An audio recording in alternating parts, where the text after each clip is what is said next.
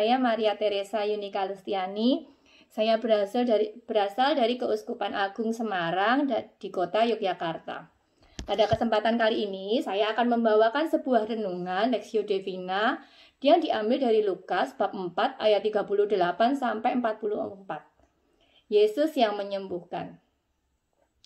Doa mohon kesembuhan. Mohon kesembuhan bagi saudara, kerabat, tetangga, keluarga, bahkan bagi diri kita sendiri. Itu lagi sering didoakan di era pandemi saat ini. Mungkin ini doa yang menjadi tren saat ini. Tapi saya ingin mengajak Bapak Ibu Saudara sekalian untuk berhenti sebentar, mengenali lebih dalam bagaimana perasaan yang kita sertai di saat kita mendoakan ini. Doa ini seringkali diiringi dengan perasaan ketakutan. Ketakutan ini menyebar dari awal COVID ini bersamaan dengan berita-berita yang begitu luar biasa, lebih cepat daripada virus itu sendiri.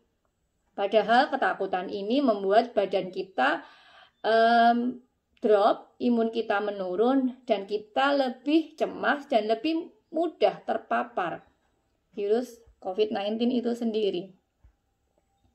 Tapi pernahkah kita berpikir, apakah penyebab ketakutan ini? Ini terjadi di saat ketakutan kita lebih besar daripada iman kita. Ya, kita memang berdoa, namun kita masih diliputi pertanyaan. Apakah doa saya ini betul-betul akan dijawab Tuhan?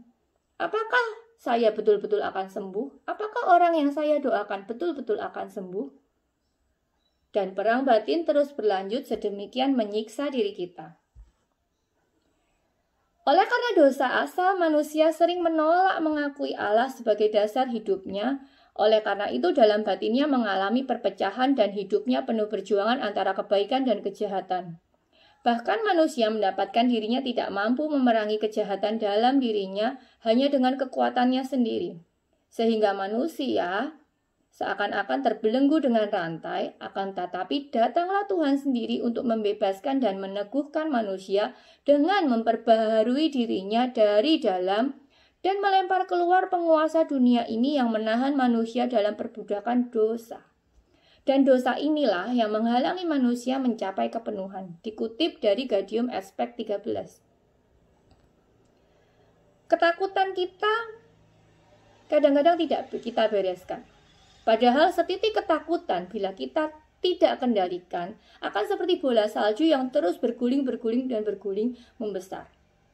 Dari berita yang sangat amat sederhana, tapi kita simpan di dalam hati, kita kembangkan, kita pikirkan terus-menerus, membuat itu semakin membesar, menciptakan ketakutan baru, kecemasan, kekhawatiran, dan kadang-kadang menghimpit kita sampai kadang-kadang kita sesak nafas. Hal itu semakin besar dan bisa menjebak kita sampai kita berujung dosa. Kenapa dosa? Karena dari ketakutan itu kita tidak jarang mempertanyakan rencana Tuhan. Kita mempertanyakan kehadirannya. Dan tidak jarang kita menyalahkan Dia karena membiarkan kita menderita. Padahal, seperti dituliskan dalam Injil Lukas kali ini, kuasanya mampu menyembuhkan segala penyakit baik karena sakit maupun kegelapan. Tuhan mengizinkan jiwa untuk jatuh sehingga ia dapat tumbuh menjadi rendah hati. Kata-kata dari Santa Teresa Avila. Dan apabila ketakutan kita berasal dari trauma atau luka di masa lalu, maka baiklah kita belajar dari Santo Agustinus.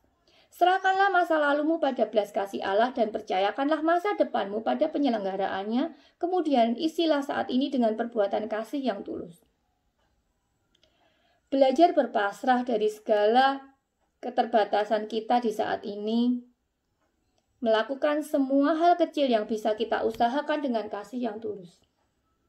Bahkan jika itu hanya postingan iseng di Instagram sekalipun. Karena saya percaya, di dalam segala keterbatasan kita, kuasanya akan dinyatakan di dalam diri kita. Biarlah kita semakin kecil dan Tuhan sendiri yang semakin besar. Kita belajar dari Santa Teresa Kalkuta. Saya adalah pensil kecil di tangan Allah yang sedang menulis, mengirimkan surat cinta kepada dunia. Maka Bapak Ibu sekalian, jangan biarkan penderitaan kita yang sudah menjadi goresan itu menjadi goresan yang penuh coretan. Goresan yang menjadi coretan yang mengganggu sesama kita. Tapi biarlah di dalam persatuan dengan tangan Allah menjadi sebuah surat cinta yang indah kepada dunia. Tetaplah setia dalam iman sampai akhir dan Tuhan akan memberimu mahkota kehidupan. Saint Paus Fransiskus. Saya Maria Teresa Yuni Kalistiani, berkah dalam.